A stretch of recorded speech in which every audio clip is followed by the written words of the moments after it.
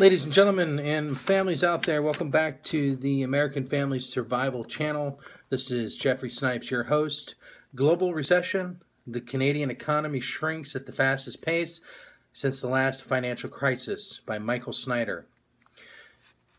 Things have not been this bad for the Canadian economy since the last global recession.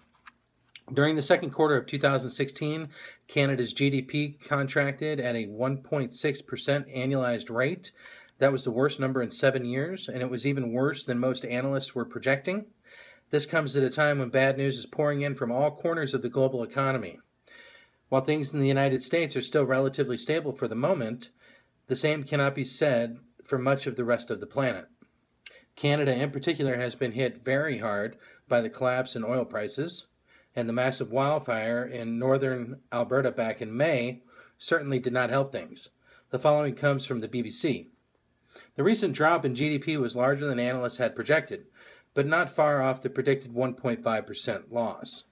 The figure could have been worse, given the hit from the wildfire, and clearly confirms the disappointing downward trend in exports over the last few months, said Sal Guattieri, senior economist at BMO Capital Markets.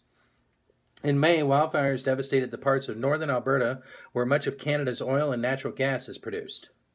For many years, high oil prices and booming exports enabled the Canadian economy to significantly outperform the U.S. economy.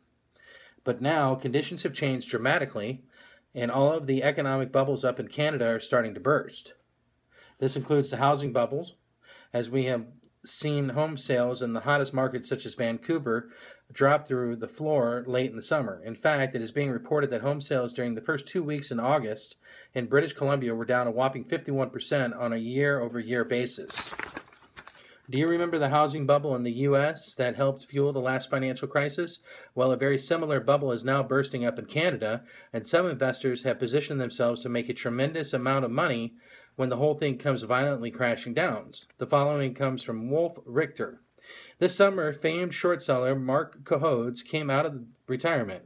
He now raises chickens on a farm in Sonoma County, California, and sells the eggs for a fortune in San Francisco, and jumped into the ring with a number of interviews on TV and in the print media, and this too rattled some nerves, largely because it hit home. I think it's money laundering induced market, he said, as we reported at the time, where the local politicians or the BC Liberals are kept or in cahoots with the real estate brokers, developers, lawyers, that angle. And they have sought Chinese money to keep the market propped up, and it won't last.